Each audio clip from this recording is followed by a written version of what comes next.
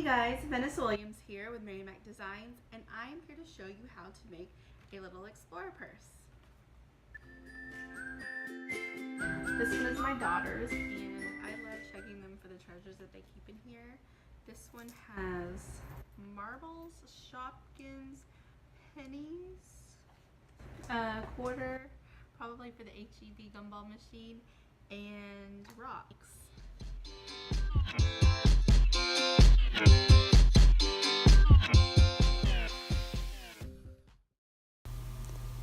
First, you're going to want to gather all your materials. From Amazon, I was able to get this suede cord in a 3mm or a 5mm, depending on your preference.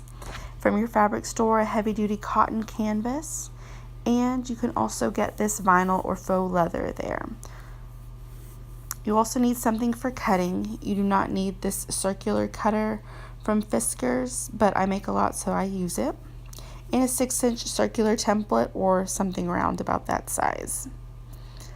Use your template to make 2 circles in your vinyl or faux leather. The first thing that I ever used was a toy from one of my kids' puzzles. Cut that out. Does not have to be perfect because you're going to be sewing, and let's face it, this is for a child. But get as even as you can. Next, when you cut this, after you cut the circles out, you're going to want to fold your canvas fabric to where you want the pocket to sit. Then double fold it over like so.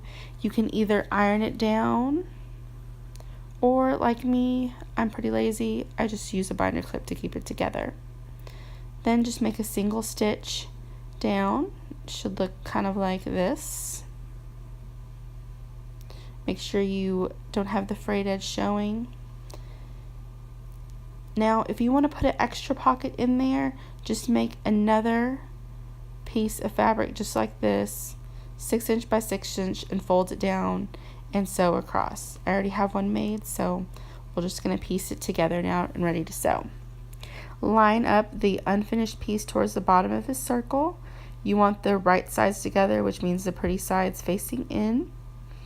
Trim off the excess so that you can make sure to catch all the pieces in your sewing machine.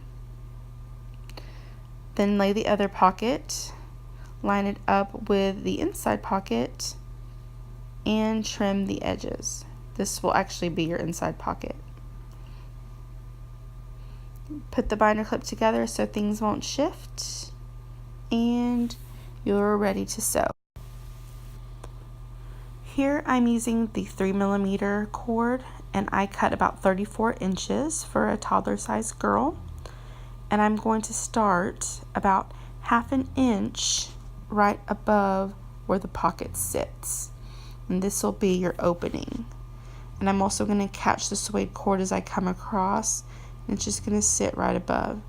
And about 1/8 of an inch from the edge, or 1/4 of an inch, remove the binder clip as I come around, and I'm going to stop right before I get to the end of the pocket and tuck the other end of the suede cord in and catch it with my sewing machine.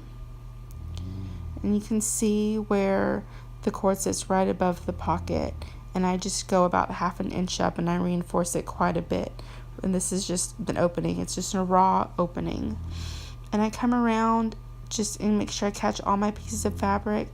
It's about 1/8 of an inch, and if you're having trouble, you can just draw a line all the way around so that you can be sure to get all the pieces of fabric in there. And here again, I double stitched back and forth just to reinforce. That little knot just is an added security. You don't really need it, but it's just nice to have. Trim the excess off. I do not have any trouble with fraying. I've had this other purse for about 2 years, and I haven't had any issues, and I haven't done any extra stitching besides the single stitch all the way across. Turn it inside out, grab your scissors, and just poke it to make it a little bit more circular, all the little edges. And there you have it. Ta-da!